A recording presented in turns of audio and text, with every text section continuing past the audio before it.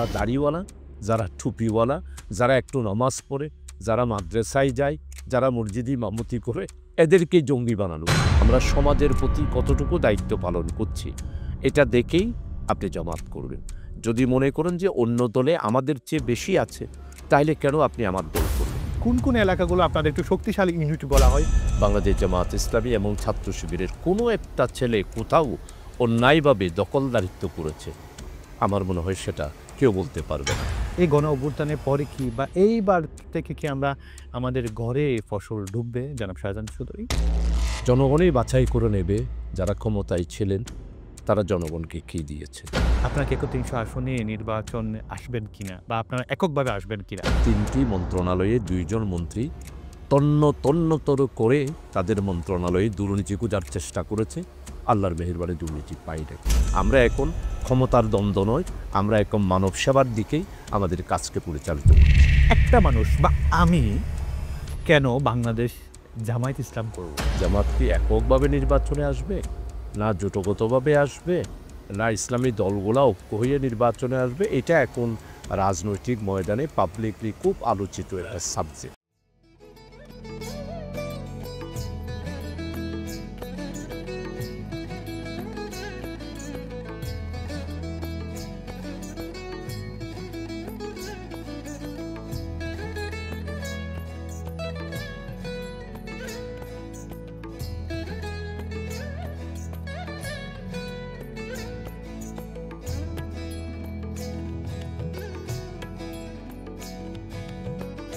আমন্ত্রণ জানাচ্ছি এটিএন বাংলার বিশেষ সাপ্তাহিক আয়োজন চট্টগ্রাম এক্সপ্রেসের সঙ্গে আছে আমি শামুক হোসেন।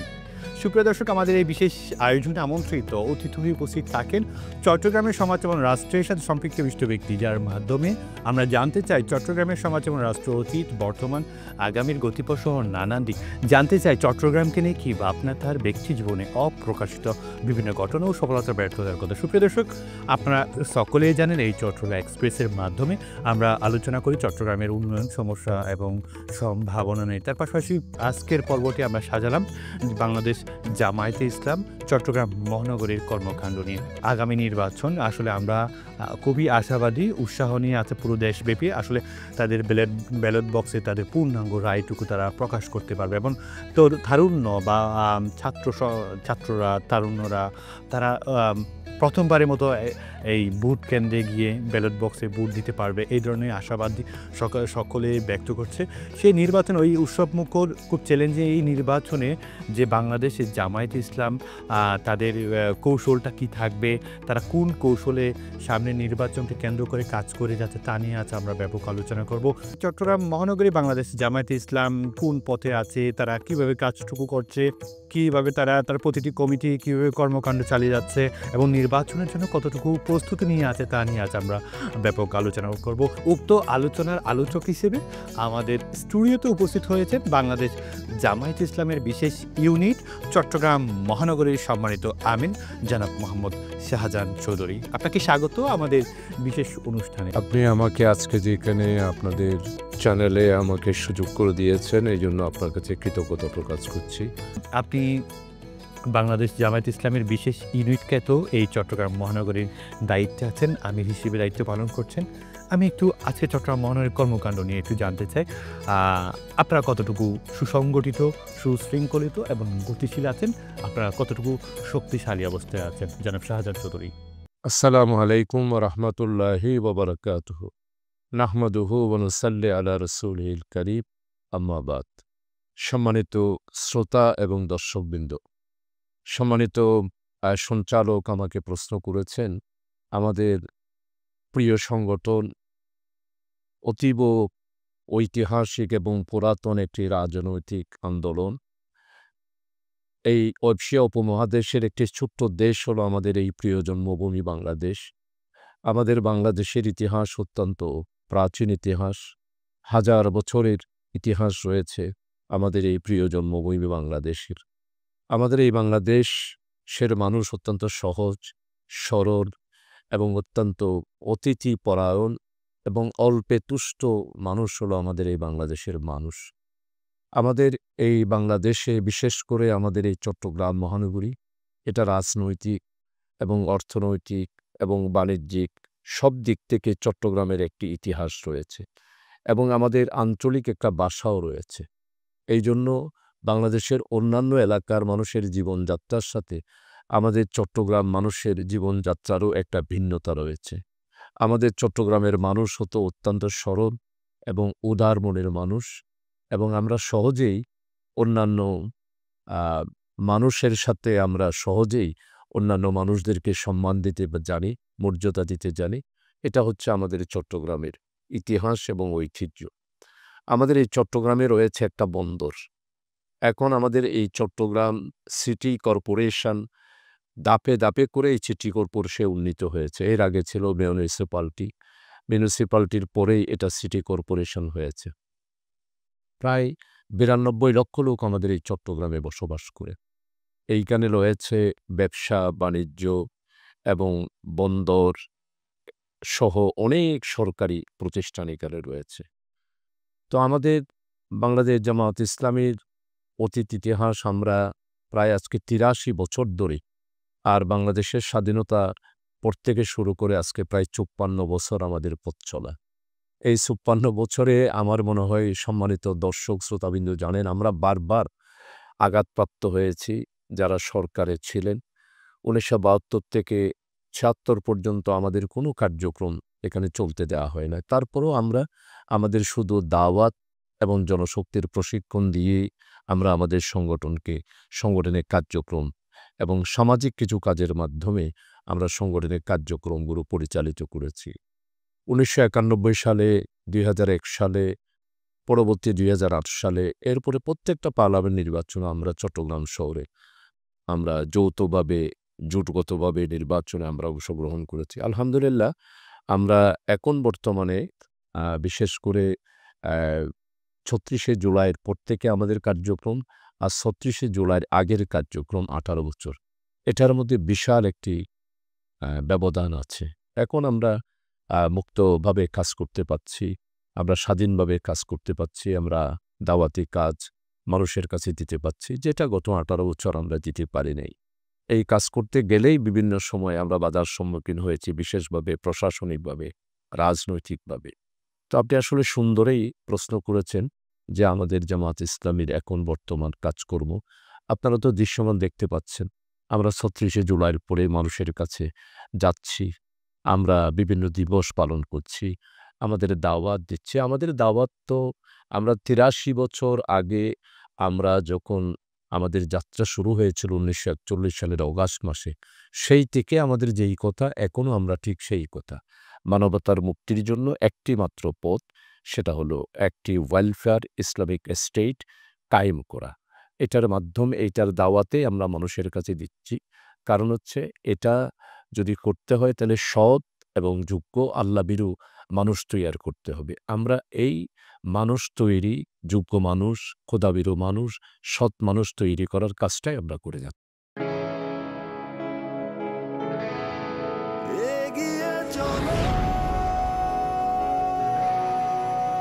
পাল্টে যাচ্ছে প্রতিদিন, জলে কিংবা স্থলে, প্রবল সম্ভাবনায়, ঊর্ধ্বপানে, নির্ভাবনায়।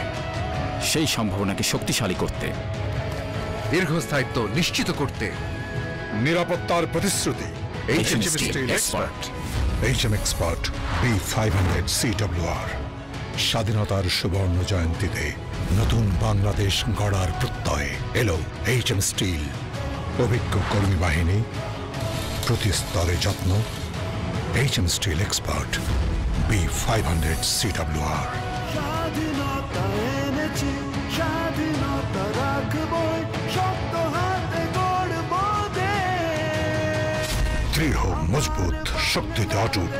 HM Steel। Spell magic.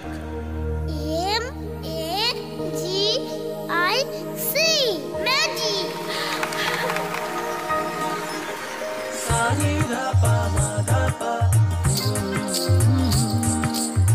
সুস্বাদু পুষ্টিকর কিশোর নুডলস একমাত্র নুডলস যা পরিবারের সুষম খাদ্য নিশ্চিত করে আর নিশ্চিত করে আপনার বেড়ে ওঠা সন্তানের সুন্দর ভবিষ্যৎ। Kishore noodles, mom's magic.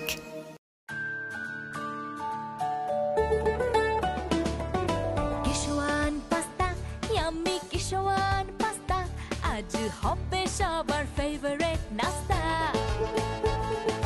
কিশোর পাস্তা প্রতিদিন চাই হেলদি টেস্টি মজা করে খাই Kishore pasta macaroni It's tasty, fantastic and yummy. মায়েদের আস্থা Kishore pasta Kishore muffin cake হইচই মাতামাতি করি সবে কারাকারি কিশোর মাফিন কেক উল্লাসে আনন্দে লোকজনে খেলাতে কিশোর মাফিন কেক আমি মজা কেকের রাজা কিশোর মাফিন কেক খাও মাস্তিতে হারিয়ে যাও কিশোর মাফিন এগিয়ে চলো পাল্টে যাচ্ছে প্রতিদিন, জলে কিংবা স্থলে প্রবল সম্ভাবনায়, ঊর্ধ্বপানে নির্ভাবনায়।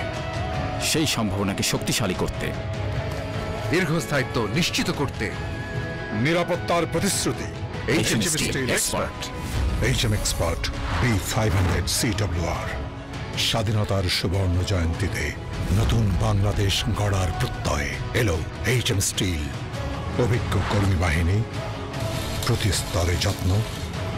HM steel expert B500 CWR। স্বাধীনতা এনেছি স্বাধীনতা রাখবই শক্ত হাতে গড়ব দেশ দৃঢ় মজবুত শক্তিতে অটুট HM steel. Spell magic MAGIC magic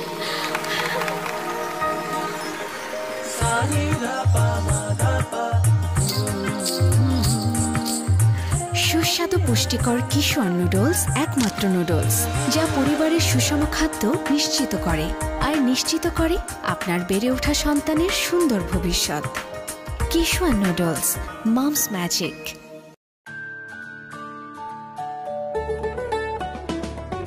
কিশোর পাস্তা ইয়াম্মি কিশোর পাস্তা আজ হবে সবার ফেভারিট নাস্তা কিশোর পাস্তা প্রতিদিন চাই হেলদি টেস্টি মজা করে খাই Kishore pasta macaroni It's tasty, fantastic and yummy. মায়েদের আস্থা Kishore pasta Kishore muffin cake হইচই মাতামাতি করি সবে কারাকারি কিশোর মাফিন কেক উল্লাসে আনন্দে লোকজনে খেলাতে কিশোর মাফিন কেক আমি মজা কেকের রাজা কিশোর মাফিন কেক খাও মাস্তিতে হারিয়ে যাও কিশোর মাফিন মানুষের অনেক আগ্রহ এই জামায়াতে ইসলাম বাংলাদেশ নিয়ে এবং চট্টগ্রাম মহানগর নিয়েও অনেক আগ্রহ। একটু জানতে চাই কোন কোন এলাকাগুলো আপনাদের একটু শক্তিশালী ইউনিট বলা হয়, অঞ্চল বলা হয়, আর কোন কোনগুলো একটু আসলে শক্তিশালী তেমন একটা হয়নি বা হওয়ার জন্য চেষ্টা চালাচ্ছেন আপনারা, জনাব শাহজাহান সুদূর? আসলে আপনি আমাকে জনগণের কাছে আমাদের সংগঠনটা পরিচয় করে দেওয়ার ক্ষেত্রে আপনি যে প্রশ্নটা করেছেন আসলে যথার্থই। আমি এটার মাধ্যমে আমাদের চট্টগ্রাম মহানগরীর সর্বস্তরের মানুষের কাছে আমার সংগঠনের একটা রিপোর্ট পেশ করার সুযোগ পেলাম। আপনাকে অনেক ধন্যবাদ। দেখুন, আমাদের এখানে ৪১টা ওয়ার্ড চট্টগ্রাম মহানগরীতে, ১৫টা আমাদের থানা। তো আমরা এই ৪১টা ওয়ার্ডে আলহামদুলিল্লাহ আপনাদের দোয়ায় আমরা আমাদের সাংগঠনিক যেটাকে বলা হয় যে সংগঠনের মান অনুসারে ৪১টা ওয়ার্ডে আমরা সংগঠন কায়েম করেছি, যেটা আমাদের জামায়াত ইসলামীর গঠনতান্ত্রিক ভাষায় এমারত প্রতিষ্ঠা হয়েছে। অর্থাৎ এখানে কোনো সভাপতি দ্বারাই পরিচালিত, এমারত দ্বারাই পরিচালিত। যেইখানে উল্লেখযোগ্য রোপণ আছে সেখানে এমারত প্রতিষ্ঠা হয়। আপনার কথাটা ঠিক যে আমরা সমানভাবে পুরা চট্টগ্রাম মহানগরীতে আমাদের সংগঠনকে শক্তিশালী করার ক্ষেত্রে এখানে বিভিন্ন শ্রেণী রয়েছে। কিছু ওয়ার্ড আছে অত্যন্ত শক্তিশালী, আর কিছু সংখ্যক ওয়ার্ড আছে মধ্যম মানের, আর কিছু সংখ্যক ওয়ার্ডে আমরা কাজ শুরু করেছি, বাট মানুষের সাথে যে সম্পর্ক থাকা দরকার সেটা আমরা করতে পারিনি। আর যেটা আমাদের সেটা হচ্ছে আমরা অমুসলিমদের কাছেও অর্থাৎ ভিন্ন ধর্মাবলম্বী যারা রয়েছে তাদের কাছেও আমাদের জামাতের দাওয়াত আছে এবং তাদের কাছেও আমরা সংগঠন। মানে এক কথায় বাংলাদেশ জামায়াতে ইসলামী, ইসলামী শুধু ইসলামী যারা আছে তারা না, তাদের চেয়ে মানে আপনারা অন্যান্য ধর্মাবলম্বীদের সাথেও আপনারা কাজ করেছেন, তাদেরকে দাওয়াত দিচ্ছেন। আসলে ইসলাম তো শুধু মুসলমানদের জন্য। ইসলাম হচ্ছে একটা পরিপূর্ণ কমপ্লিট কোড অফ লাইফ, একটি জীবন ব্যবস্থা। এখানে অর্থনৈতিক সমাধান আছে, সামাজিক সমাধান আছে, আপনার এইখানে রাষ্ট্রীয়ভাবে কিভাবে আপনি পরিচালিত হবেন সেটা আছে। এইখানে এটার জন্য এটা আপনার অন্যান্য ধর্মাবলম্বীরা হয়তো রাজনীতি করে তাদেরও একটা আদর্শ আছে। এজন্য আমাদের এই জীবন ব্যবস্থার দাওয়াত অনেক ভিন্ন ধর্মাবলম্বীরা গ্রহণ করেছে। সেইজন্য আপনারা দেখবেন যে আমাদের কিছুদিন আগে আমাদের মোহতারাম আমিরি জামাত ভিন্ন ধর্মাবলম্বীদেরকে নিয়ে এখানে বৈঠক করেছেন। আমিও ৩৬শে জুলাইয়ের পর আজকে যে এই চিন্ময় কারাগারে আছে, আমার এলাকারই ছেলে। আমি ৩৬শে জুলাইয়ের পর ওনাদের আপনার ইসকনের যারা ছিল তাদের সাথে আমার প্রায় ৪১ জনের সাথে বৈঠক হয়েছে। এই চিন্ময়ের হাটাজারি যেটা ধর্মীয় বিশাল সেখানে উপাসনালয় আছে। আমি সেখানে প্রায় ২১,০০০ হিন্দুদের সমাবেশে একবারে গোনা ২১,০০০ সেখানে যে ডেলিগেট ছিল নারী পুরুষ, সেখানে আমি অ্যাড্রেস করেছি প্রায় ৪০ মিনিটের কাছাকাছি বক্তব্য রেখেছি। আমার বক্তব্যে তারা অত্যন্ত উৎসাহিত হয়েছে, উৎসাহ করেছে। এমনকি চিন্ময়বাবুও আমার ভূয়সী প্রশংসা সেই সমাবেশে করেছেন। এর পরবর্তী পর্যায়ে প্রবর্তকের সেইখানেও। এজন্য আমাদের জামাত ইসলামের কাজটা আপনি যেটা বলেছেন যে আমরা ৪১টা ওয়ার্ডে চলে যাচ্ছি, তবে আমরা এখনো পর্যন্ত শক্তিশালী সংগঠনের যেটা মান ৪১ ওয়ার্ডে আমরা এখনো পর্যন্ত সেভাবে করতে পারি নাই। আপনারা দোয়া করেন, ইনশাআল্লাহ আমরা যেভাবে কাজ চালিয়ে যাচ্ছি আমরা সর্বস্তরে ৪১টা ওয়ার্ডের মধ্যে আমাদের জামাতের শক্তিশালী সংগঠন আমরা করতে পারি। খুব সন্নিকটে একটা নির্বাচন হওয়ার আমরা দেশবাসী খুব আশা নিয়ে আছি। সে জায়গায় আপনাদের যে দুর্বল ওয়ার্ডগুলো নিয়ে আপনি কথা বললেন, সেগুলোকে সুন্দর করে সাজিয়ে তোলার জন্য আপনি কাজ করে যাচ্ছেন কিনা বা আপনার টিম কাজ করে যাচ্ছে কিনা? এবং পাশাপাশি একটা বিষয় চাচ্ছি, সেটা হচ্ছে আপনি কেন্দ্রীয় জামাত ইসলামের আমির জনাব ডাক্তার শফিকুর রহমান, উনিও কি এই ইউনিট নিয়ে বা যেগুলো দুর্বল অঞ্চল আছে সেগুলো নিয়ে কাজ করছে কিনা? একসাথে সম্মিলিতভাবে কেন্দ্র এবং আপনারা একসাথে কাজ করছেন কিনা? কেন্দ্রীয়ভাবে আপনি ঠিকই বলেছেন, কেন্দ্রীয়ভাবে আমিরে জামাত চট্টগ্রাম মহানগরীতে যেই মানের কাজ হওয়া দরকার সেই মানের কাজ করার জন্য উনি আমাদেরকে পরামর্শ দিচ্ছেন, আমাদেরকে নসিহা পেশ করছেন, সাংগঠনিকভাবে সফর করতেছেন। আমরাও ঢাকাতে গিয়ে ওনাদের কাছ থেকে নসিহা নিচ্ছি, ওনাদের পরামর্শ নিচ্ছি। সেভাবে করে আমরা এখানে কাজ করছি। আমরা আল্লাহর মেহেরবানি আপনি দেখেছেন আমরা এইখানে যে আসনগুলো আছে, চট্টগ্রাম ১১ আমরা নবীনী ঘোষণা করেছি, চট্টগ্রাম ১০ সেখানেও ঘোষণা করেছি, চট্টগ্রাম ৯ সেখানেও ঘোষণা করেছি, আর চট্টগ্রাম ৮এও ঘোষণা করেছি। এই ৭টি যে আসন আসন আছে। জি, আমরা যেমন সেখানে আমরা ডাক্তার আবু নাসের, ডাক্তার কমিউনিটি থেকে, এইখানে চট্টগ্রাম ৯ ডাক্তার এম ফজলুল হক যিনি মেট্রোপলিটনের প্রতিষ্ঠাতা, ওনাকে আমরা প্লেস করেছি। অত্যন্ত উনি সামাজিক লোক এবং অত্যন্ত সজ্জন ব্যক্তি, ভদ্র ব্যক্তি। সবার কাছে উনি মা শিশু হাসপাতাল, পারভিউ, মেট্রোপলিটন, ন্যাশনাল উনি বেসরকারি হাসপাতালগুলোর সভাপতি হিসেবে দায়িত্ব পালন সবগুলাতেই উনি চেয়ারম্যান হিসেবে দায়িত্ব পালন করছেন এবং এখন স্বাস্থ্য উপদেষ্টাও উনাকে খুব ভালো জানে। তো উনি আমার নাম ঘোষণা করার পরেই জনগণের মধ্যে বিশাল একটি উৎসাহের সৃষ্টি হয়েছে। উনিও সব জায়গায় যাচ্ছেন, কথাবার্তা বলতেছেন। ঠিক তেমনিভাবে চট্টগ্রাম ১০-এ আমরা সাবেক কাউন্সিলর শামসুজ্জামান, অধ্যক্ষ শামসুজ্জামান হেলালিকে পেশ করেছি। উনি তো ষোলক বহরের কাউন্সিলর ছিলেন। উনি অত্যন্ত সমাজসেবক মানুষ এবং বিদ্বান ব্যক্তি। একদিকে উনি মাদ্রাসা, আরেকদিকে উনি ইউনিভার্সিটির মাস্টার্স কমপ্লিট করেছেন। তো আলহামদুলিল্লাহ এই নির্বাচন ঘোষণার মাধ্যমেই তো জনগণ বুঝতে পারছে যে আমরা জনগণের খেদমত করার জন্য, জনগণকে সেবা দেওয়ার জন্য, আমরা দায়িত্ব পালন করার জন্য আমরা রেডি হচ্ছি। আপনারা আমাদেরকে রায় দেন, অবশ্যই আমরা আপনাদের পাশে থাকব। এই মেসেজ তো জনগণের কাছে পৌঁছে গেছে। বিভিন্ন রাজনৈতিক দল, মানুষ এই চট্টগ্রামে আছে। এখন আপনি আপনার দলকে কিভাবে পরিচয় করে দিচ্ছেন? আসলে একটা মানুষ বা আমি কেন বাংলাদেশ জামায়াত ইসলাম করব? যেন শাহজাহান চৌধুরী। কেন করব আমি? আমার তো অপশন আছে। আমি আওয়ামী লীগ দেখছি, আমি জাতীয় পার্টি দেখছি, আমি বিএনপি দেখছি। কেন আমি বাংলাদেশ জামাত ইসলাম করব? আসলে একজন নাগরিক আ কেন আমাদের জামাত ইসলামীকে অন্যান্য দলকে ছেড়ে, অন্যান্য দলের আহ্বানকে ছেড়ে আমাদের জামাত ইসলামীতে কেন আসে? আমাদের উত্তম কর্মসূচি তাদের দিতে না পারি। যেমন ধরেন আমরা আমাদের একজন কর্মীকে কাজ করার জন্য আমরা ৫ টা শর্ত দিই যে আপনাকে এই ৫ টা কাজ করতে হবে। যে আমাদের জামাতের দাওয়াতি কাজ করতে হবে। ব্যক্তিগত চরিত্র উন্নতি করার জন্য আমাদের একটা পার্সোনাল রিপোর্ট বই আছে। যে আপনি ডেইলি কত কোরআন পড়লেন, কত হাদিস পড়লেন, কত ইসলামী সাহিত্য পড়লেন, জামাতে নামাজ পড়লেন কিনা, সমাজসেবার কাজ করলেন কিনা, রিপোর্ট রাখতে হবে। এরপরে হচ্ছে আপনি প্রতি মাসে আপনি আমাদেরকে ইয়ানত দেবেন, সাহায্য করবেন। সাহায্যটা কি? ইনফাক ফি সাবিলিল্লাহ। অর্থাৎ আমরা যেহেতু আল্লাহর রাস্তায় কাজ করতেছি, সেজন্য আল্লাহর রাস্তায় আপনি আপনার ওয়ামিম্মা রাযাকনাহুম ইউনফিকুন কোরআনের আয়াত অনুসারে আপনি আমাদেরকে ইয়ানত দেবেন। এরপরে আপনি আমাদের বৈঠক আদিতে আসবেন। এরপরে হচ্ছে আপনি সামাজিক কাজ করবেন। এজন্য আমাদের স্লোগান হলো জামাত কর্মী, সমাজকর্মী। এইজন্য আমরা আপনি আমাদের জামাত করবেন শুধুমাত্র আমাদের সামাজিক কাজকর্মগুলো দেখে। এরপরে আমরা সমাজের প্রতি কতটুকু দায়িত্ব পালন করছি, এটা দেখেই আপনি জামাত করবেন। যদি মনে করেন যে অন্য দলে আমাদের চেয়ে বেশি আছে, তাইলে কেন আপনি আমার দল করবেন?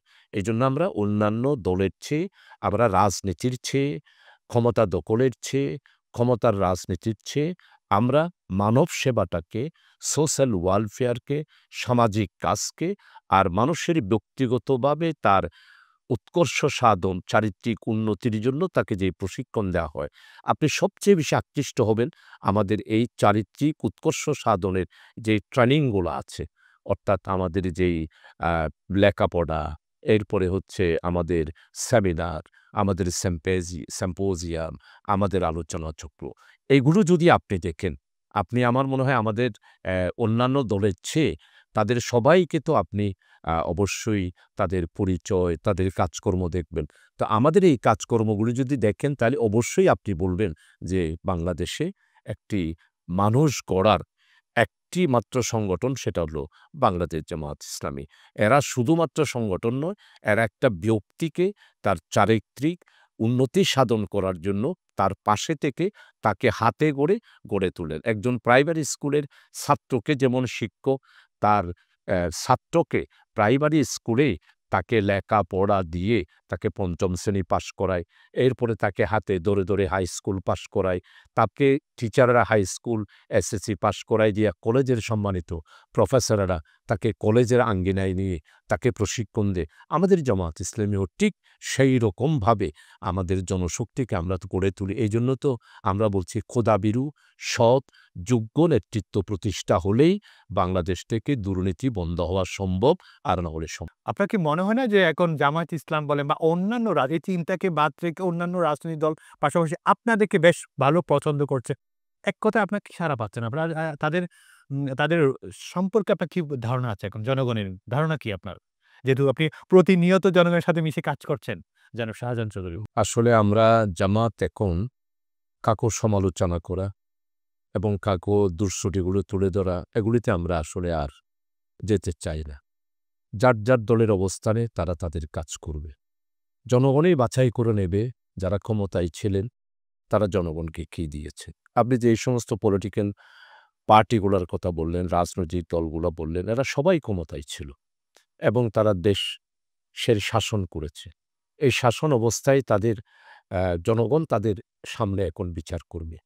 আমি তাদের ব্যাপারে তারা কি ব্যর্থ না তাদের অর্জন আছে, আমি আজকে সেই আলোচনায় যাব না। আমি শুধু এতটুকু বলবো যে আমরা কোনোদিন ক্ষমতায় ছিলাম না। আমরা ২০০১ সালে শুধুমাত্র ক্ষমতার একটি পার্ট অ্যান্ড পার্সেল ছিলাম। অংশীদারিত্ব ছিলাম মাত্র ২টা মন্ত্রী ৩টা মন্ত্রণালয় পরিচালনা করেছে। আমার মনে হয় বাংলাদেশের মানুষ সবাই স্বীকার করবে এই ৩টি মন্ত্রণালয়ে ২ জন মন্ত্রী তন্নতর করে তাদের মন্ত্রণালয়ে দুর্নীতি খোঁজার চেষ্টা করেছে। আল্লাহর মেহেরবানি দুর্নীতি পাই নাই। ৯১ সালে আমরা ১৮ জন এমপি ছিলাম। 91 সালে, এরপরে 96-তে আমরা 3 জন ছিলাম। 2001 সালে আবার আমরা 18 জন নির্বাচিত হলাম। 2 জন মহিলা আমরা পেয়েছিলাম, 20 জন ছিলাম। আপনি দেখেন এই 20 জন এমপির লাইফস্টাইল, 91-18 যারা ছিলাম তাদের লাইফস্টাইল, আমাদের প্রত্যেকটা এমপির ব্যাপারে আমার মনে হয় আপনিও মহান সংসদের সদস্য ছিলেন। আমি 2 বার আল্লাহর মেহেরবানি ছিলাম 91-তে, তখন আমার বয়স মাত্র 35 বছর। সেই নির্বাচনে আমার সাথে যিনি লড়েছেন, আওয়ামী লীগের থেকে লড়েছেন বিশিষ্ট শিল্পপতি মরহুম চট্টগ্রামের বিশিষ্ট ব্যক্তি জনাব আখতারুজ্জামান বাবু মরফা। ওনাকে পরাজিত করে আপনি এমপি হয়েছে। এরপরে হচ্ছে বিএনপি থেকে জনাব মোস্তফিজুর রহমান সাহেব আলহাজ, উনি অত্যন্ত শিল্পপতি, ধনাঢ্য জমিদার ফ্যামিলির, কিন্তু তাদের তুলনায় আমি বয়সের দিক থেকে, অভিজ্ঞতার দিক থেকে, পয়সাকড়ির দিক থেকে একদম সাধারণ তৃণমূলের একজন ছেলে, গাঁয়ের ছেলে, গ্রামের ছেলে। তো জনগণ আমাকে বাছাই করেছিল। তো আমি জনগণের যে ছেলে ওয়াদা যেটা দিয়েছিলাম, আজকে 40-45 বছর পরেও ঠিক আমি সেই ওয়াদা রক্ষা করেই চলছি। আমি এমপি থাকার অবস্থায় এমপির আমিন মার্কেটে আমার ব্যবসা ছিল। এমপির পর থেকে আমি আর ব্যবসা করি নাই। এবং আমি মনে করেছিলাম যে এমপি থাকা অবস্থায় যদি আমি এই এমপির দোহাই দিয়ে কোনো কিছু করি সেটা আমার জন্য অন্যায় হবে, দুর্নীতি হবে। তো এই জন্যে আমি আপনার কাছে আজকে আমরা জামায়াত ইসলামীর জনগণ আমাদের বিশেষ করে সোশ্যাল ওয়েলফেয়ারের কাজগুলা জনগণ দেখতেছে, আমাদের এমপিদেরকে দেখতেছে।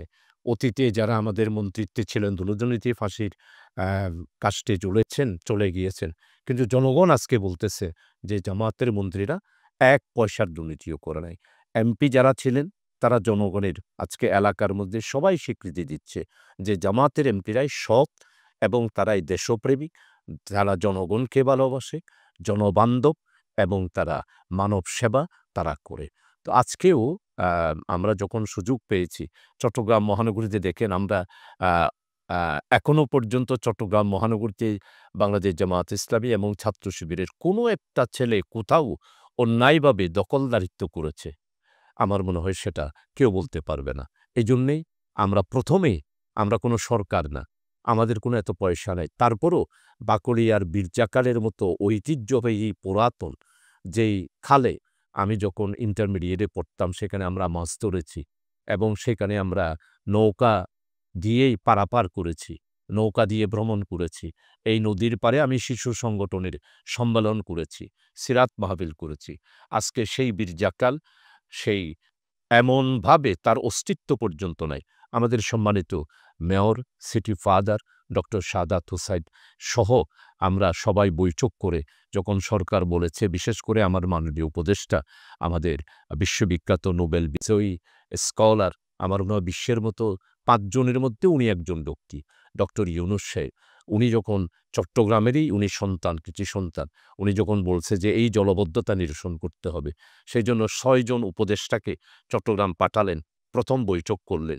সেই বৈঠকে এক্সক্লুসিভ যখন বৈঠক হয়েছে, অনেক বাজেটের কথা বলা হয়েছে। তখন আমি বলব যে আমাকে বাজেট দিতে হবে না, আপনারা যদি আমাকে অনুমতি দেন, আমার জন্য যদি একটা খাল অনুমোদন করেন, আমি আমার পার্টির পক্ষ থেকে কর্মীদেরকে দিয়ে সেই খাল খনন করব। আমরা রাজনীতির দিকে না গিয়ে আমরা সমাজ সেবার দিকে, চট্টগ্রামের জলবদ্ধতা নিরসনের জন্য, জনগণের দুঃখ লাঘব করার জন্য আমরা বীরজাকালের মতো এইরকম পুরাতনকাল, এখন তো প্রায় 1000 ফিট আমরা অলরেডি খনন করে ফেলেছি, পরিষ্কার করে ফেলেছি। আমরা চিন্তা করেছি আগামীতেও আমরা এখন আর রাজনীতি নয়, আর কোনো ভেদাভেদ নয়, সমালোচনা নয়, আমরা উন্নয়নমূলক এবং সমাজের মানুষের সেবার উদ্দেশ্যে আমরা এরপরে বিভিন্ন হাট বাজার পরিষ্কার করে, চাইনাতে যেভাবে বাজার এবং থাইল্যান্ডে যেভাবে কাঁচা বাজারগুলো আছে সেই মানের করে নিয়ে যাওয়ার জন্য আমরা প্রকল্প হাতে নিয়েছি। দোয়া করবেন এই কাজগুলো যেন করতে পারি। আমরা এখন ক্ষমতার দ্বন্দ্ব নয়, আমরা এখন মানব সেবার দিকেই আমাদের কাজকে পরিচালিত।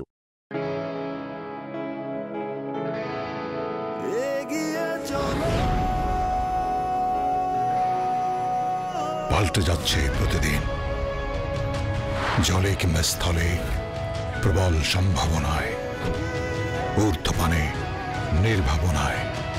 সেই সম্ভাবনাকে শক্তিশালী করতে, দীর্ঘস্থায়িত্ব নিশ্চিত করতে, নিরাপত্তার প্রতিশ্রুতি HM Steel Expert HM Expert B500 CWR স্বাধীনতার সুবর্ণ জয়ন্তীতে নতুন বাংলাদেশ গড়ার প্রত্যয়ে এলো HM স্টিল অভিজ্ঞ কর্মী বাহিনী প্রতি স্তরে যত্ন HM steel expert B500 CWR স্বাধীনতা এনেছি স্বাধীনতা রাখবই শক্ত হাতে গড়ব দেশ দৃঢ় মজবুত শক্তিতে অটুট HM steel Spell magic. MAGIC magic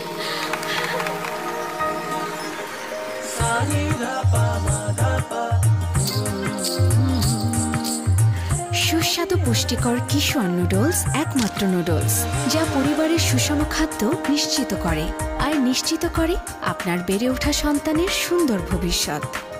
কিশোর নুডলস, মমস ম্যাজিক।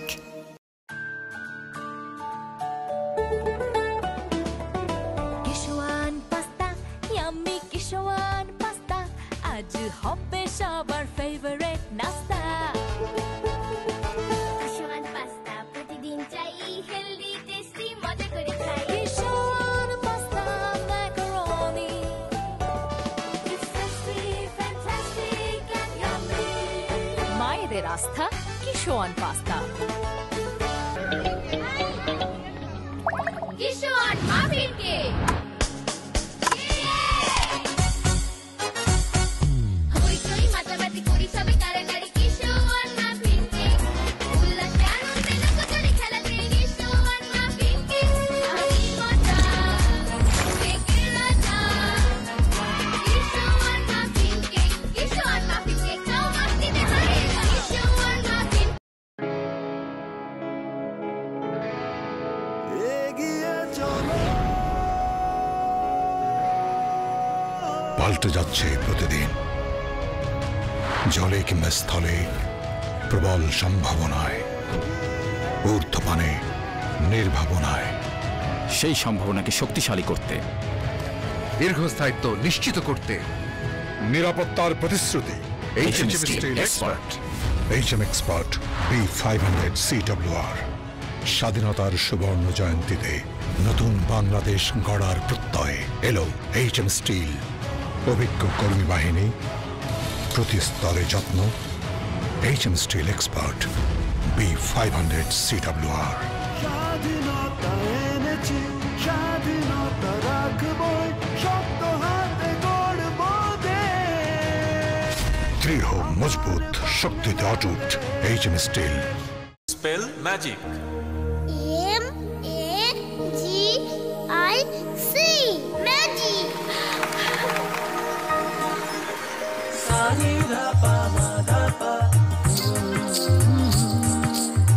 সুস্বাদু পুষ্টিকর কিশোর নুডলস একমাত্র নুডলস যা পরিবারের সুষম খাদ্য নিশ্চিত করে আর নিশ্চিত করে আপনার বেড়ে ওঠা সন্তানের সুন্দর ভবিষ্যৎ। Kishore noodles, mom's magic.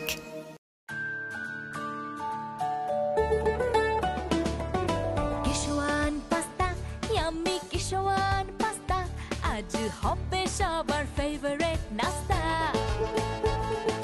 Kishwan pasta প্রতিদিন চাই হেলদি টেস্টি মজা করে খাই Kishwan pasta macaroni It's tasty, fantastic and yummy. মায়েদের আস্থা Kishwan pasta Kishwan muffin cake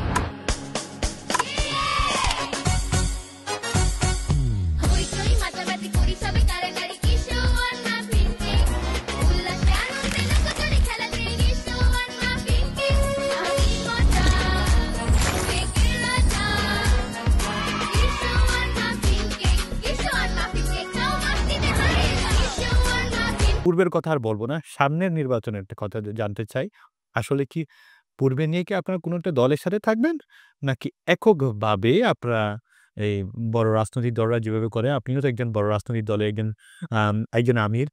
আপনারা কি ৩০০ আসনে নির্বাচনে আসবেন কিনা বা আপনারা এককভাবে আসবেন কিনা? পাবলিকলি খুব আলোচনা হচ্ছে জামাত কি এককভাবে নির্বাচনে আসবে না জোটগতভাবে আসবে না ইসলামী দলগুলা ঐক্য হয়ে নির্বাচনে আসবে, এটা এখন রাজনৈতিক ময়দানে পাবলিকলি খুব আলোচিত একটা সাবজেক্ট। তো আপনিও আসলে এটা আমার থেকে জানতে চেয়েছেন। আসলেতে ফিউচার ভবিষ্যতে কি হবে না হবে এটা তো আল্লাহই ভালো জানে। তবে আমরা অ্যাট দি মোমেন্ট আমরা এখন এককভাবে, ভবিষ্যতে কি হবে না হবে জানি না, এককভাবে জামাত ৩০০ আসনে প্রার্থীও ঘোষণা করেছে। কয়েকটা আসন ছাড়া, ৭-৮টা আসন ছাড়া সবগুলাই আসনে প্রার্থী ডিক্লারেশন করেছে। প্রার্থীরা কাজও করছে। আমরা ৩০০ আসনে নির্বাচন করব, এই টার্গেটেই আমরা কাজ চালিয়ে যাচ্ছি। মানে এক কথায় কোনো একটা দলের হয়ে আপনারা থাকছেন না। আসলে একক কোনো সিদ্ধান্ত হয় না।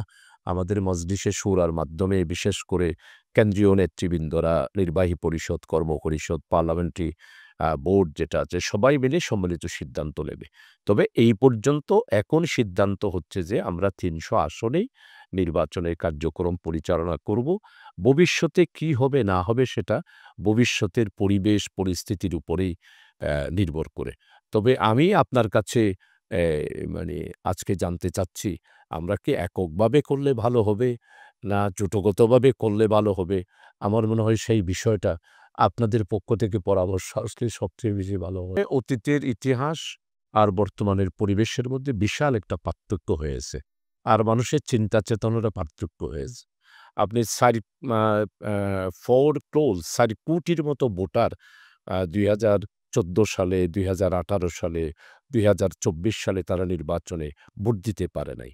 তো এই বিশাল তারুণ্য এবং তরুণদের মাঝে আজকে যেইভাবে একটা দেশপ্রেম সৃষ্টি হয়েছে, তো অতীতের রাজনীতি এখন মিলালে চলবে না। আমার মনে হয় আমাদেরকে, আমরা যেই ৩০০ আসনের আহ্বান, ৩০০ আসনের ডিক্লারেশন দিয়ে আমরা যে কাজ করতেছি, সেটা কাজ করে, করে দেখা যাক কতটুকু রেজাল্ট হয়। এরপরে সিদ্ধান্ত নেবে। তবে এখন তরুণেরাই আগামী দিনের পথ চলায় একটা নীতি নির্ধারণী ভূমিকা পালন করবে, তরুণেরাই। চট্টগ্রামের এই বিশাল আন্দোলনে আমরা বড়, বড় আন্দোলন দেখেছি, কিন্তু এই শেখ হাসিনাকে ১ম ৯ দফা, ৮ দফা, ৫ দফা বা পরবর্তীতে ১ দফাতে চলে আসলো। এই ১ দফার জন্য আপনাদের কাজকর্ম কি ছিল? আসলে আদৌ ছিল কিনা? আসলে আপনি দেখুন, আমরা তো ২০০৮ সালের নির্বাচনের পর থেকে ২০২৪ সালের জানুয়ারি ২৭-এর নির্বাচন পর্যন্ত আপনারা জানেন এই চট্টগ্রাম মহানগরীতে আমরা বিগত ১৮ বছরে এই পতিত স্বৈরাচার, ফ্যাসিস্ট যারা ছিলেন, আমাদেরকে ১,৩৪১টা মামলায় জর্জরিত করেছে আমাদের জনশক্তিকে। তাহলে আপনি চিন্তা করে দেখেন, এতগুলা মামলাতে যদি আমরা এভারেজলি ৯০ থেকে ১৫০ পর্যন্ত আসামি করা হয়েছিল। তো আমরা এই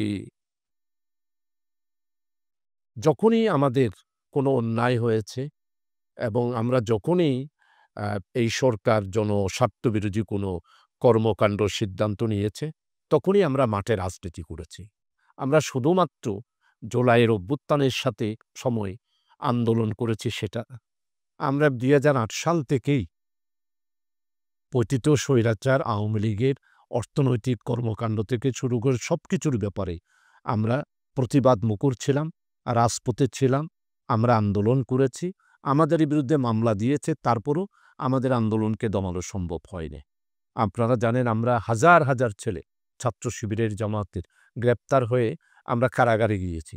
তারপরেও কিন্তু আমরা রাজপথ কোনোদিন ছাড়ি নাই। ওইটার ধারাবাহিকতায় আমরা এই যে বিরাট অভ্যুত্থান হলো, কোটা বিরোধী আন্দোলন হলো, এরপরে ছাত্র জনতার যে আন্দোলন হলো, বৈষম্য বিরোধী আন্দোলন হলো, এই আন্দোলনের সাথে স্বাভাবিকভাবে তাদের কর্মসূচি জনতার কর্মসূচিতে রূপান্তরিত হলো। আমরাও ঠিক জনতার একটি পার্ট হিসাবে, জনতার একটি দল হিসাবে, জনতার একটি আন্দোলন হিসাবে জনতার সাথে আমরাও যোগ দিয়েছি। আমরা আমাদের সর্বশক্তি দিয়ে এই জনগণের আন্দোলনকে সামনের দিকে নিয়ে যাওয়ার জন্য আমরা জনতার সাথেই ছিলাম। শেখ হাসিনা আসলে খুব সহজেই ট্যাগ দিয়ে দমন নিপীড়নের মধ্যে নিয়ে আসছে। আসলে রাজাকার, জঙ্গি বলে ট্যাগ দিত। এই ট্যাগিনের রাজনীতি বা ট্যাগিনের সংস্কৃতি থেকে কি আমরা বেরিয়ে আসা প্রয়োজন কিনা? আসলে একটা রাজনৈতিক দলের একটা আদর্শ থাকা দরকার। সেই আদর্শটা হলো যে আমি যখন একটা দেশ আমাদের স্বাধীন সার্বভৌম ১৯৭১ সালে আমরা একটা লাল সবুজের পতাকা আমরা পেলাম, আমরা একটা স্বাধীন ভূখণ্ড পেলাম, তখন আমার দায়িত্বটা কি একজন রাজনৈতিক কর্মী হিসেবে? আপনি আমার এলাকাটাই ধরুন, আমার একটা গ্রাম ধরেন, সেখানে আমার দায়িত্বটা হলো যে গ্রামবাসীর সবাইকে ঐক্যবদ্ধ রাখা, তাদেরকে নিরাপত্তা দেওয়া এবং কোনো ধরনের ক্ষয়ক্ষতি থেকে জাতিকে বাঁচা। কিন্তু আমরা রাজনীতি কি দেখলাম? যে স্বাধীনতার পর থেকেই শুধু জাতিকে বিভক্ত করা, স্বাধীনতার পক্ষের শক্তি, বিপক্ষের শক্তি, এইভাবে করে জাতিকে শুধু বিভক্ত করে করে করে শেষ পর্যন্ত এখানে আনা হলো যে রাজাকার শব্দটি। এই রাজাকারটা যে জামাত ইসলামের না, এটা তো হলো তৎকালীন ২৫ বছরে ১৯৭১ সালে ইয়াহিয়া খান এই দেশে যারা সেনাবাহিনী ছিল তাদের সহায়তার জন্য জনগণ থেকে যারা চৌকিদার ছিল, দফাদার ছিল, এদের মধ্য থেকে সংগ্রহ করে রাজাকার বাহিনী তারা গঠন করেছে। এটার সাথে তো জামাত ইসলামের কোনো সম্পর্ক না। আপনি এই রাজাকারের লিস্ট আমাদের মুক্তিযুদ্ধ মন্ত্রণালয় করেছেন। একজনও কি জামাত ইসলামের লোক রাজাকার হিসাবে ওনারা ওইখানে লিস্টভুক্ত করতে পেরেছে? তো এই জন্যে আমি মনে করি যে যারা রাজনীতি করবেন সেটা আওয়ামী লীগ হোক বা অন্য, যেমন আওয়ামী লীগ তো বাকশাল ছিল, আওয়ামী লীগ তো আওয়ামী লীগ ছিল না। স্বাধীনতা এনেছে মরহুম শেখ মুজিবুর রহমান সাহেবের নেতৃত্বে তৎকালীন সময়ের ৭.৫ কোটি বাংলাদেশের মানুষ। ওইখান থেকে ১.৫ কোটি বাদ দেন, তাহলে ৬ কোটি মানুষ তো তাদের পিছনে ছিল। তো ওই ১ কোটি মানুষকে দমন করার জন্য ৬ কোটি মানুষের যে স্লোগান সেটা বাদ দিয়ে ১.৫ কোটি মানুষের স্লোগান দিয়ে এই জাতিকে বিভক্ত করার কোনো প্রয়োজন ছিল? এরপরে ওনারা বাকশাল করলেন, আওয়ামী লীগ তো থাকলো না। বাংলাদেশ কৃষক শ্রমিক আওয়ামী লীগ হলো, একদল হলো, বহুগীকরণ চলে গেল। সেইখানে একদলীয় শাসন প্রবর্তন করলো, স্লোগানও হলো এক নেতার এক দেশ, বঙ্গবন্ধুর বাংলাদেশ। এরপরে বলা হলো মুজিববাদ, সোশ্যালিজমও বাদ, ডেমোক্রেসিও বাদ, ন্যাশনালিজমও বাদ, মুজিববাদ আরেকটা একটা বাদ হলো। ৭.৫ কোটি মানুষের নেতৃত্বে রাজনৈতিক দল হিসাবে আমার মনে হয় জাতিকে দ্বিধা বিভক্ত করা। এরপরে আসলো রাজাকারের এই স্লোগানটা যখন একটু মানুষ গ্রহণ করছে না, তখন উনি উত্থাপন করলো জঙ্গি, এবং ওই জঙ্গির সাথে জড়িত করলো কাদেরকে? যারা দাড়িওয়ালা, যারা টুপিওয়ালা, যারা একটু নামাজ পড়ে, যারা মাদ্রাসায় যায়, যারা মসজিদি ইমামতি করে, এদেরকেই জঙ্গি বানালো। এটার কি কোনো প্রয়োজন ছিল? আসলে এখন তো প্রমাণ হচ্ছে জঙ্গি একটা নাটক, এবং এই নাটকের মাধ্যমেই জঙ্গির ঘটনাগুলো বলেছে। ট্যাগিংটা একটা কৌশল মনে হচ্ছে না? তার একটা কৌশল ছিল। একটা কৌশল ছিল।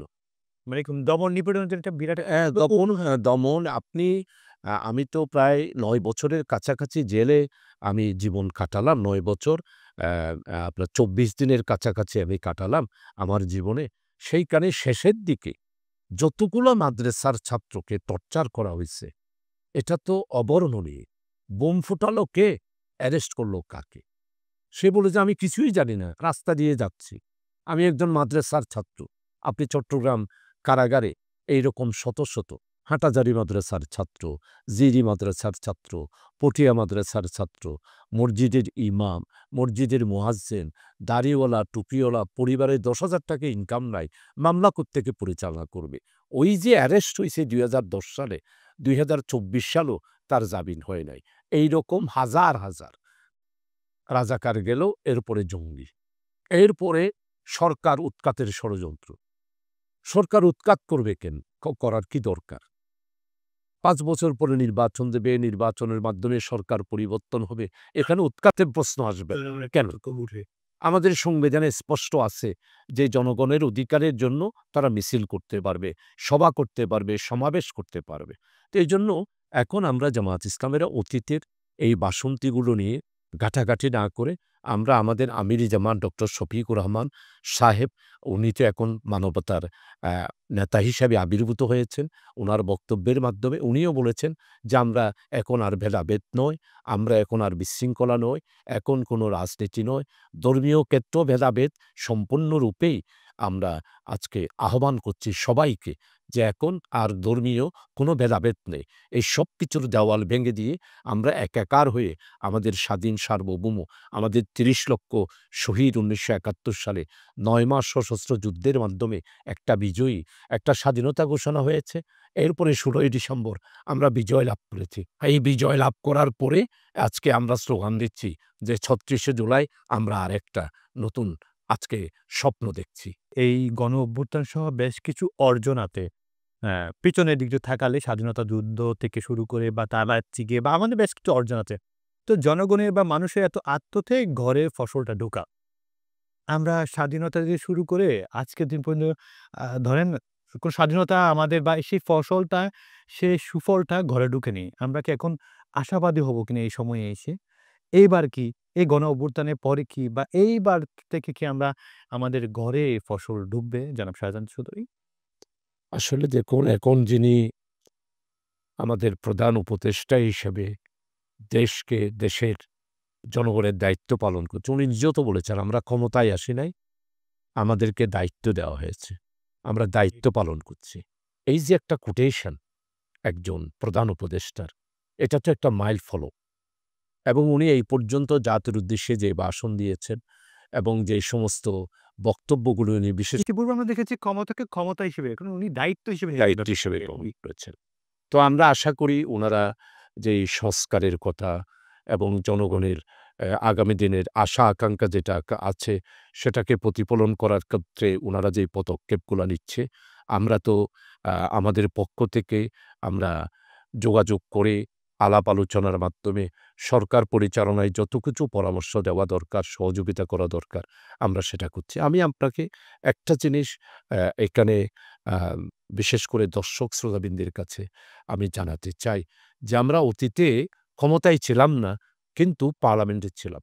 আমাদের পার্লামেন্টের ভূমিকাগুলো দেখেন, আমি নিজে ২ বার প্যানেল স্পিকার হয়েছি, হুইপ ছিলাম এবং আমি জামায়াত ইসলামীর, তারপরও তৎকালীন অর্থমন্ত্রী জনাব সাইফুর রহমান সাহেব মরহুম, উনি তো বাংলাদেশের অর্থনীতিবিদদের মধ্যে অর্থমন্ত্রী হিসেবে অত্যন্ত সফল একজন অর্থমন্ত্রী। আমি জামায়াতের হওয়ার পরেও পার্লামেন্টে বাজেট পাস হওয়ার আগে যে বাজেটে যারা বক্তৃতা করেন তাদের বক্তৃতার সবকিছু সারাংশ হিসাবে আধা ঘন্টার জন্য একটা বাজেট পাস হওয়ার আগে যে বক্তব্যটা দিতে হয় পার্লামেন্টের মেম্বারে, উনি আমাকে বাছাই করতে। আমি ৩ বছর সংশোধনী বাজেটের উপরে ৩০ মিনিট করে যারা বক্তব্য দিত তাদের বক্তব্যগুলো অ্যাকোমোডেট করে আমার মাধ্যমে বক্তৃতাটা দিত। কিন্তু আমি যে জামায়াতের, বিএনপির কারো তো বাছাই করা, উনি আমাকে দিয়ে আমি অর্থ মন্ত্রণালয় সম্পর্কিত কমিটি, পার্বত্য চট্টগ্রাম বিষয়ক কমিটি, এরপরে আপনার গণপূর্ত বিভাগের কমিটি, এরপরে হচ্ছে যে আমাদের আরও অন্যান্য আমাদের ক্রয় বিক্রয়ের কমিটি, পার্লামেন্টের সবকিছুতে দায়িত্ব পালন করেছি। তো এই জন্যে আমার মনে হয় যে আপনি যে প্রশ্নটা করেছেন যে আগামীতে আমরা কতটুকু আশা করতে পারি, আমার তো বা আমাদের ঘরের সুফল আসলে আমরা বাক স্বাধীনতা, অর্থনৈতিক স্বাধীনতা সহ জি। আমার তো মনে হয় এখন বিশেষ করে ইয়ং জেনারেশন যারা রয়েছে তারা যেইভাবে অতন্ত্র প্রহরীর মতো করে কাজ করছে, আমরা অবশ্যই ৩৬শে জুলাইয়ের যে আশা আকাঙ্ক্ষা, আমাদের আন্দোলনের যেই নতুন বাংলাদেশের যেই স্বপ্ন, আমার মনে হয় আমরা অবশ্যই এই উপদেষ্টারা যেভাবে দায়িত্ব পালন করছে, আমরা আশাবাদী আমরা ফসল গড়ে তুলতে পারবো। এখন আমাদের সামনে যে চ্যালেঞ্জ, দুর্নীতি আমাদের জন্য একটি বড় চ্যালেঞ্জ, একটা বেকার সমস্যা আমাদের জন্য বিশাল একটি চ্যালেঞ্জ, দুর্নীতি, এরপরে হচ্ছে আপনার বেকারত্ব, এরপরে হচ্ছে যে আরেকটা বিষয়, আমাদের দেশে আমরা যেইভাবে করে প্রত্যেকটা বিষয়ে বাণিজ্য নিয়ে এসেছি, এইখান থেকে আমাদের দেশকে বাঁচাতে হবে। আমরা যদি এই সব কাজগুলো সম্মিলিতভাবে আমাদের জামাত যেভাবে আহ্বান করেছে, প্রত্যেকটা দল যদি এভাবে সহযোগিতা করে, অবশ্যই ৩৬শে জুলাইয়ের আন্দোলনের ফসল আমরা গড়ে তুলতে পারবো, বাংলাদেশের মানুষকে নতুন একটি বাংলাদেশ উপহার দিতে পারবো। আমরা তো সুন্দর রাস্তা দিয়ে যাচ্ছি এবং সুন্দর রাস্তা চেনার সেই ক্ষমতাও সকলে আছে। সে কারণে অনেক আশা নিয়ে আছে, একবুক আশা নিয়ে আছে। আ আমি একটু জানতে চাই এই ঠিক এই ফসলটা না পৌঁছানোর জন্য কয়েকটা সংকট, কয়েকটা আশঙ্কার কথা যদি ডেকে দিতেন আপনি। আপনি খুব বিজ্ঞজন এবং আপনি মুসলিম জননেতাও বটে। আপনি যদি কি দেশবাসীকে একটু দেখিয়ে দিবেন এই কাজ করলে পরে আসলে সুফল ঢুকবে না, যেন শাহজাহান চৌধুরী? আসলে খুব গুরুত্বপূর্ণ, খুব ইম্পর্টেন্ট একটা দেশ পরিচালনার জন্য। প্রথম হলো যে যারাই কাজ করতেছে, আমাদের সম্মানিত বিভাগীয় কমিশনার অত্যন্ত যোগ্য এবং অত্যন্ত এফিশিয়েন্ট এবং ওনার মধ্যে একটা ভীষণ আমি এখন সবচেয়ে বড় বিষয় যেটা যে আমাদের নতুন স্বপ্ন এবং গড়ে ফসল তোলার ক্ষেত্রে যেই বাঁধাগুলো আছে আমাদের এগুলো চিহ্নিত করা দরকার। সেটা হচ্ছে এলিমেন্ট, যেমন ব্যাংকের একটা লোন আমি নিচ্ছি, এই লোন নেওয়ার ব্যাপারে যারা যারা সহযোগিতা করেছে, অফিসার যারা তারা তো জড়িত, কিন্তু এইখানে মোটিভের যিনি ছিল তাকে তো বের করা দরকার। এখন আমাদের জন্য বড় চ্যালেঞ্জ হলো বিভাগীয় কমিশনার, জেলা প্রশাসক, আমাদের জিওসি মহোদয় সহ বিভিন্ন যারা অর্গেনের মধ্যে দায়িত্ব পালন করছে, তাদের এখন সবচেয়ে বড় দায়িত্ব হলো মোটিভে প্রশাসনের মধ্যে যারা যারা সরকারকে এবং এই আন্দোলনের ফসল গড়ে তোলার ক্ষেত্রে যারা বাঁধার সৃষ্টি করে তাদেরকে চিহ্নিত করা।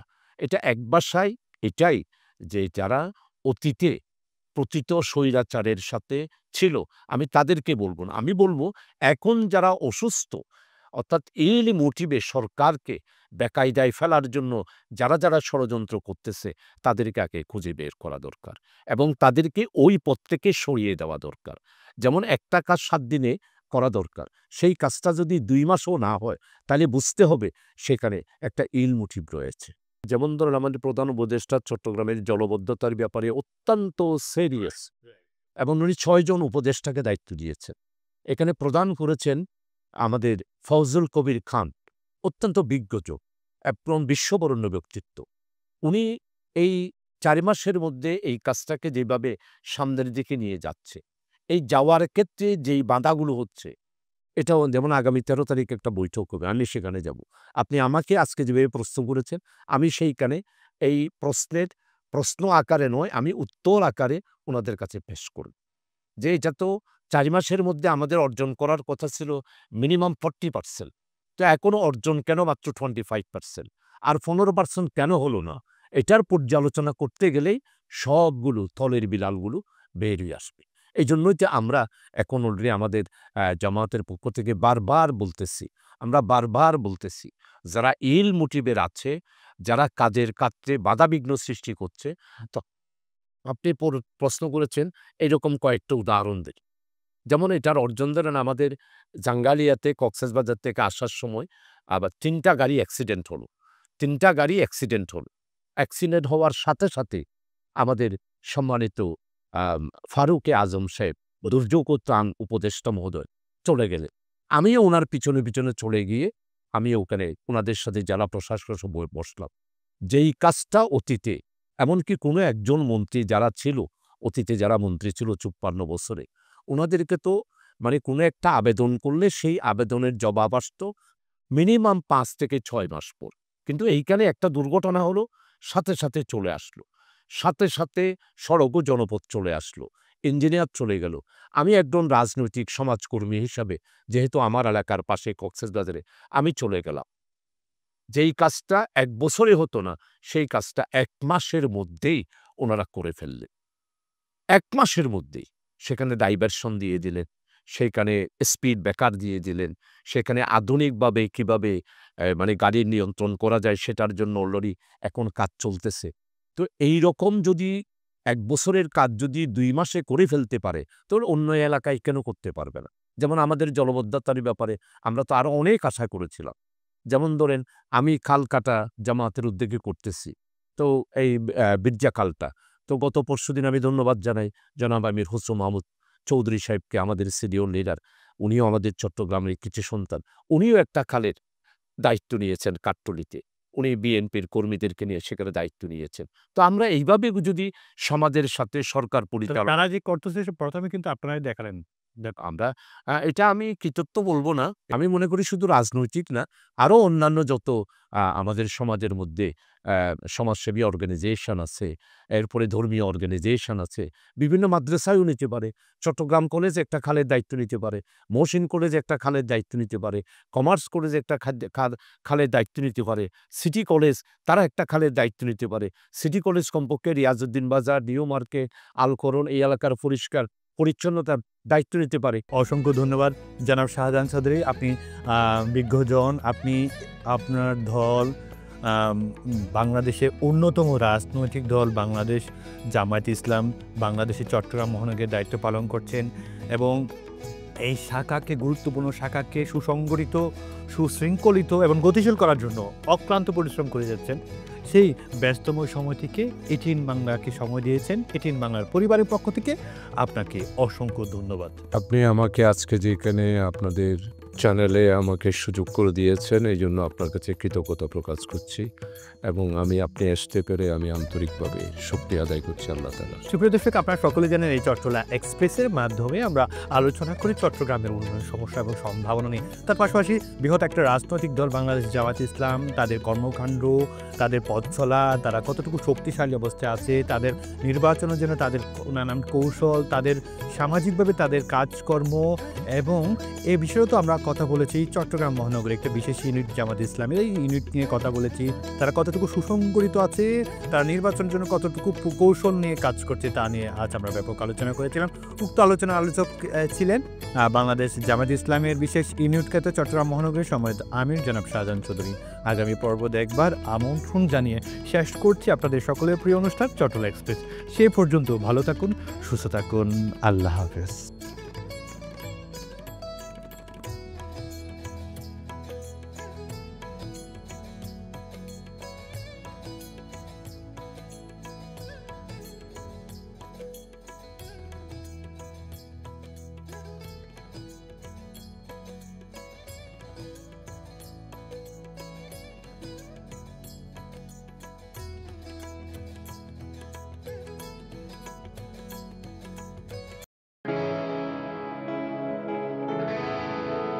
এগিয়ে চলো, পাল্টে যাচ্ছে প্রতিদিন, জলে কিংবা স্থলে, প্রবল সম্ভাবনায়, ঊর্ধ্বপানে, নির্ভাবনায়।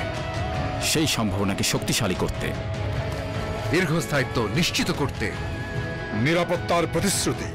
HM Steel Expert। HM Expert B500 CWR। স্বাধীনতার সুবর্ণ জয়ন্তীতে নতুন বাংলাদেশ গড়ার প্রত্যয়ে এলো HM স্টিল।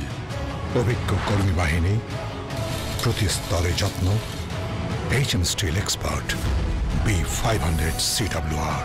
স্বাধীনতা এনেছি, স্বাধীনতা রাখবই, শক্ত হাতে গড়ব দেশ।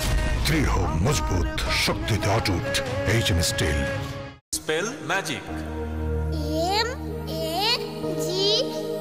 MAGIC magic.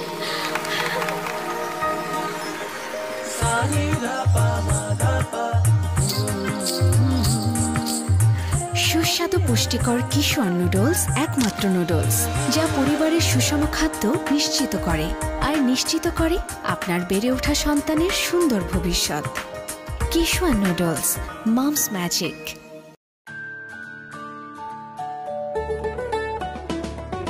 Kishwan pasta, yummy Kishwan pasta, আজ হবে সবার ফেভারিট নাস্তা।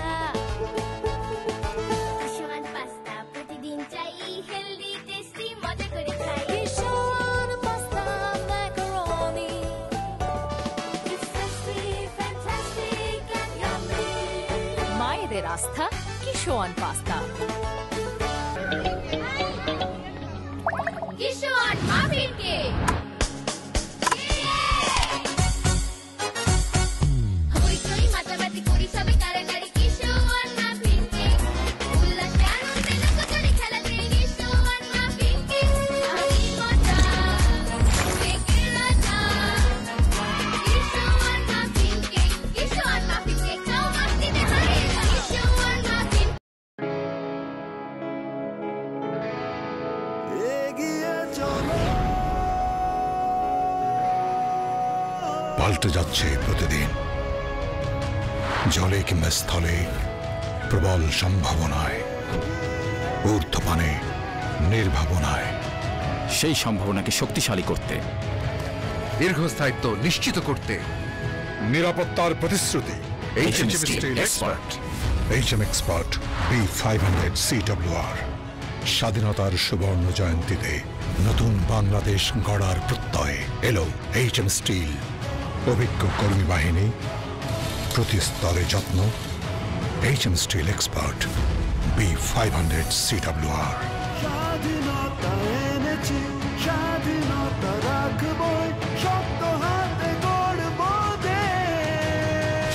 দৃঢ় মজবুত শক্তিতে অটুট HM steel. Spell magic. MAGIC magic.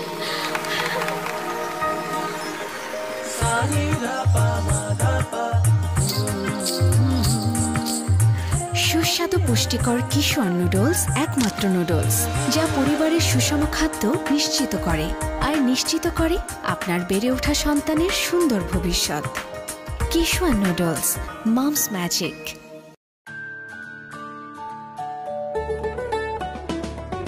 Kishwan pasta, yummy Kishwan pasta, আজ হবে সবার ফেভারিট নাস্তা। কিশোয়ান পাস্তা প্রতিদিন চাই, হেলদি টেস্টি মজা করে খাই। Kishwan pasta macaroni, It's tasty, fantastic and yummy। মায়েদের আস্থা কিশোয়ান পাস্তা।